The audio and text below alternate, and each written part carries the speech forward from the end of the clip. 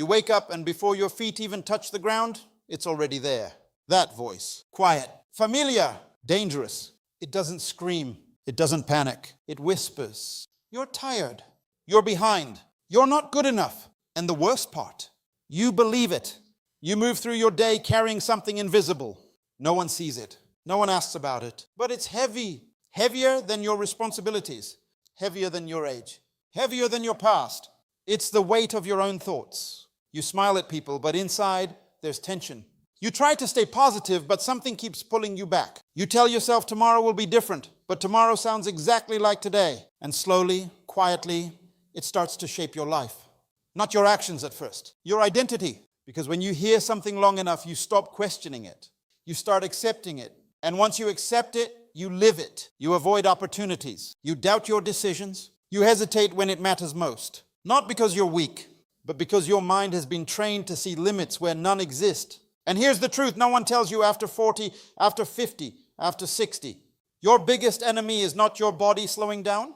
It's your mind convincing you that it already has. That voice tells you it's too late.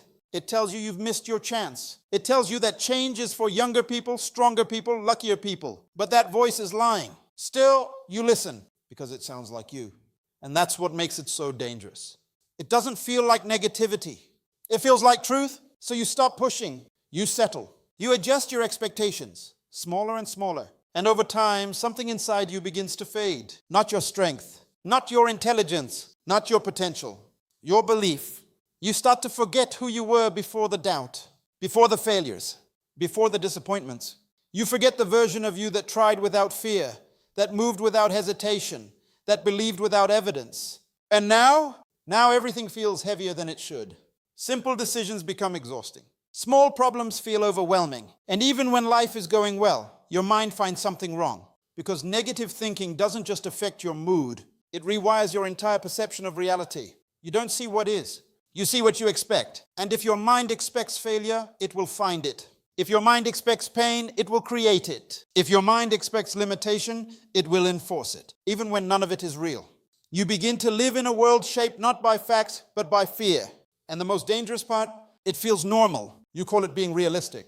You call it being cautious. You call it experience. But deep down, something doesn't feel right. Because there's still a part of you, a quiet part, that knows this isn't who you're supposed to be. You feel it in those rare moments of clarity, when you're alone, when the noise fades, when the excuses disappear. There's a voice beneath the negative one, softer, stronger, real. It doesn't shout.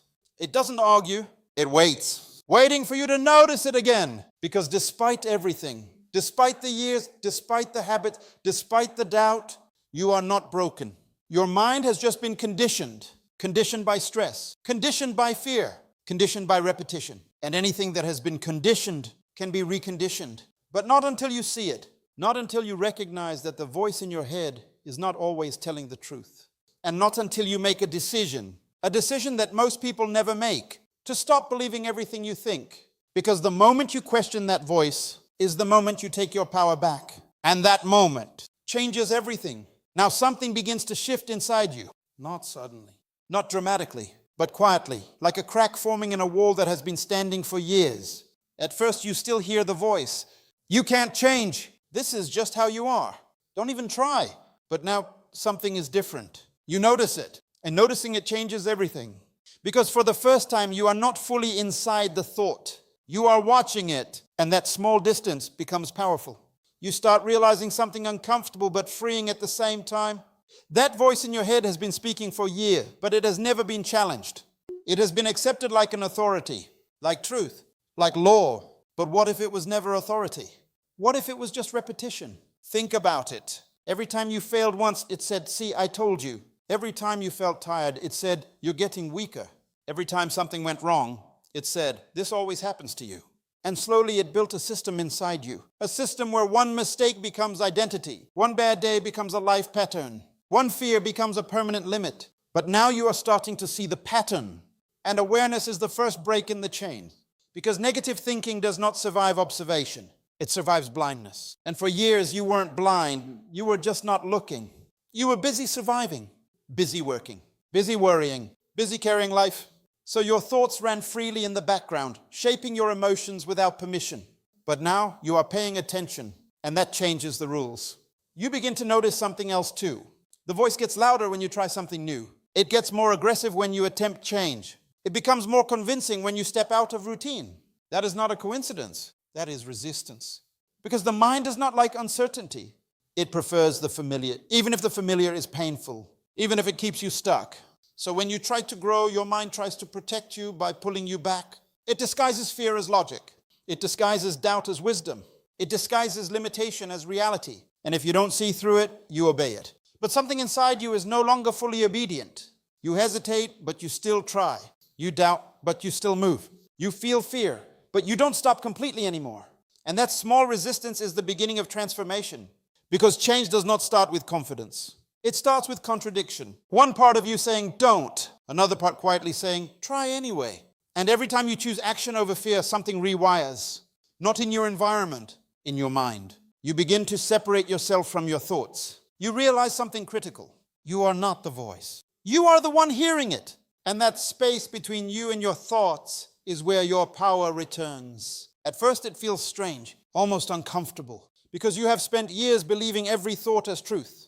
But now you are learning a new skill, not to stop thoughts, but to stop obeying them automatically. And this is where most people either break free or go back, because the mind will test you. It will increase doubt when you resist it. It will increase fear when you move forward. It will increase pressure when you try to grow, not to destroy you, but to restore control.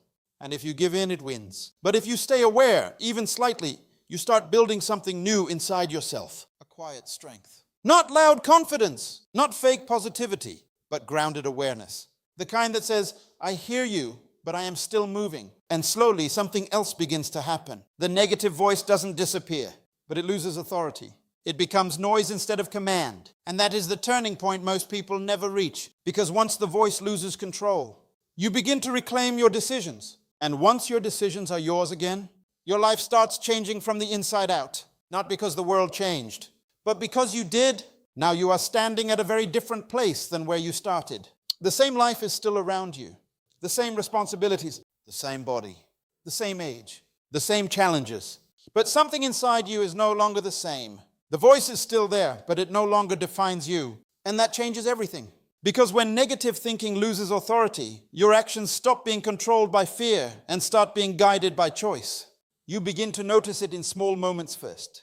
A decision you would normally avoid, you now consider. A conversation you would normally fear, you now enter. A possibility you would normally dismiss, and you now explore.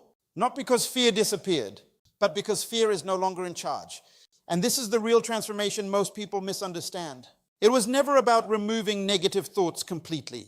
It was about stopping them from running your life. Because even strong people have doubts.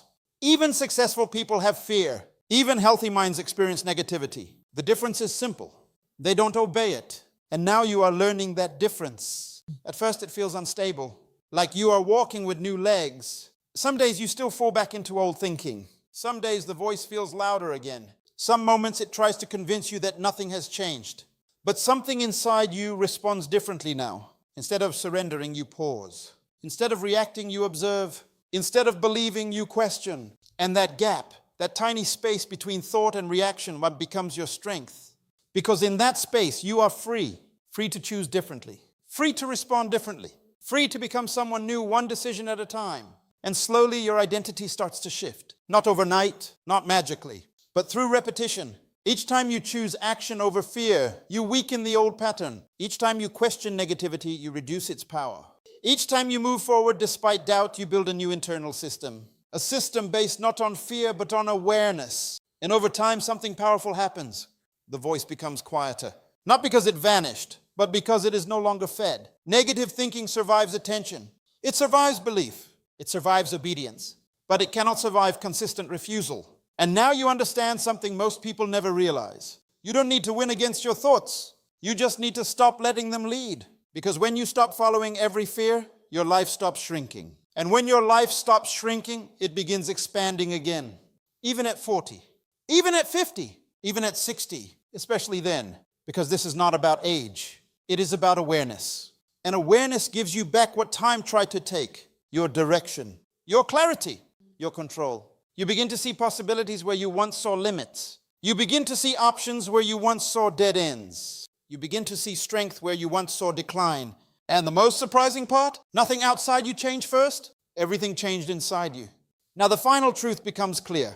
Killing negative thinking does not mean fighting your mind. It means no longer identifying with every thought it produces. Because thoughts are not commands, they are signals. And you decide which ones deserve your energy. So when that old voice returns again, and it will, you will recognize it faster.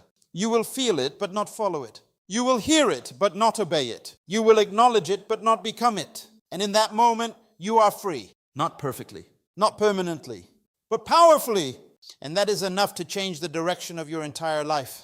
Because once you stop believing every negative thought, you finally start becoming the version of you that was always there underneath them, waiting